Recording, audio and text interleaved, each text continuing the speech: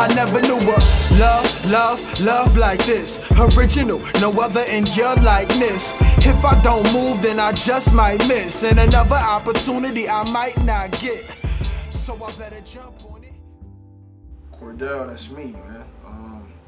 Regular cat, 21 years old, from Harrisburg, Pennsylvania. You know, trying to come up. I wrote my first rhyme when I was in 4th grade. We had this little indoor recess, you know, because it was raining outside. You can't hit the playground or whatever. So they have games and, you know, little educational board games and shit that they got for kids to get into when they have indoor recess. And all of my games was booked up. I used to want to get onto the battleship or whatever. And, you know, I just grabbed that cheap ass yellow tablet paper they had and started writing. And I went home, told my mom and my pops about it. I was all excited, and I don't remember what it was about or whatever, but you know, I think they were excited for me, so it's like I had that support, so that was cool. And then I really got serious around 14 to 15. I put out a mixtape when I was in high school. I'm inspired by all the classic shit, you know, all of the usual suspects. Nas, Big, you know, Hove definitely, Outkast, UGK, everything from, you know, Too Short, Devin and Dude, Raekwon and Ghost, all the way back to, you know, I'm a young dude, so I had to go back, you know, and learn my history, and that was important to me because, you know, I couldn't have thought of this hip hop shit on my own.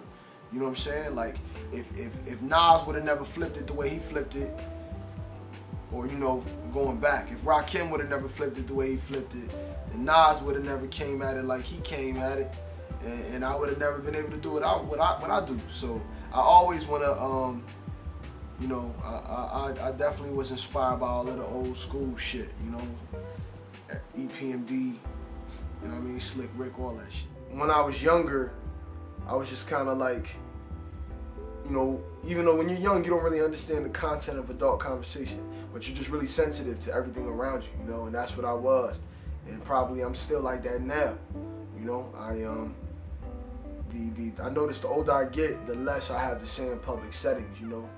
Not being a creep or a weirdo or nothing like that. I'm just soaking it all in, you know. So that's what inspires the music. You know, I'm from the greater Harrisburg area. I'm not from the city, the inner city, but you know, it's a small city thing, so y'all know how that go. You know what I mean? It's everybody know everybody. So I think in the Burg we kind of had this, because it's not a LA or it's not a New York or, you know, just any one of those major metropolitan areas. Not trying to undermine anybody's grind from those cities, but I just think here, when you come from a small town, you gotta scream a little louder. It's just this inherent underdog mentality, and I definitely think that finds its way into my music. I came up with that title, working on it, because I just felt like that best described the point I was at in my life. You know, just being a young man and coming of age. You know, you're accumulating more responsibility. You know what I'm saying? You make that transition into adulthood, and all the little shit that comes with that. You know, trying to get a job, or, you know, trying to make something of yourself in general. You know, fucking with girls and all of the bullshit and drama that comes along with that.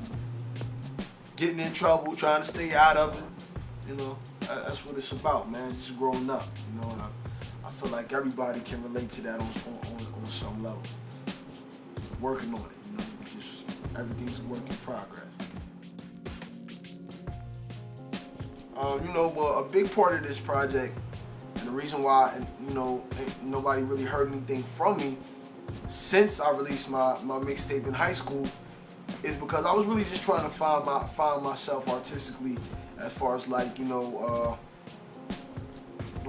the kind of tracks I was comfortable rocking over, you know, because at the time I was just taking whatever beats niggas was sending through the email, you know, just because I just felt like I needed the rap, you know. It didn't matter what it was, you know, but I understand now that it can't be like that. Like, one of my favorite projects that dropped recently is It's the World by Jeezy. I listen to that a lot, you know. But I couldn't rhyme over none of those beats because they don't compliment me like they compliment Jeezy, you know.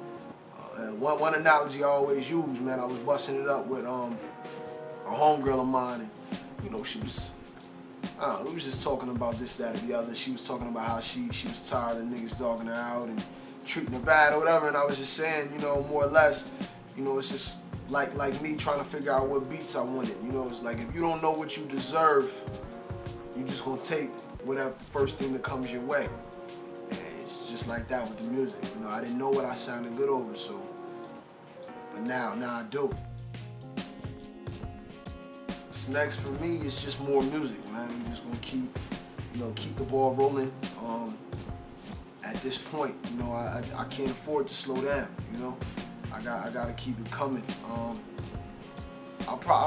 was thinking about dropping a mixtape, a little something, when I, you know, maybe during the summer, early fall, and just, you know, just tearing niggas instrumentals with beats to shreds, something like that, on some rap shit.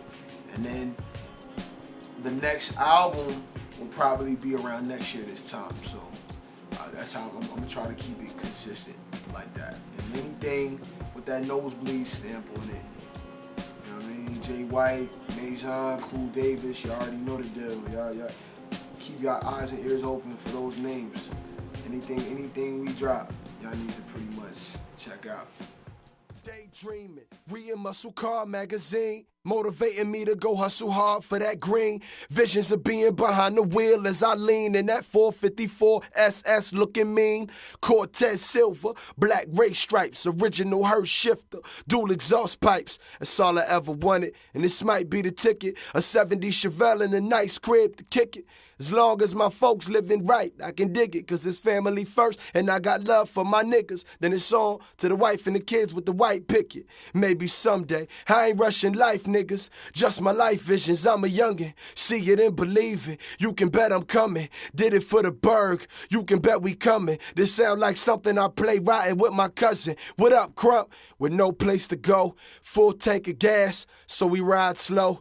Tunes on blast, damn, I remember that shit. I was 13, time moves fast, but I'm still here. The future looks bright, and it feels near. I'm headed for the top, I might chill there. What could they say to me? It's all real here. I still got visions, and they still clear.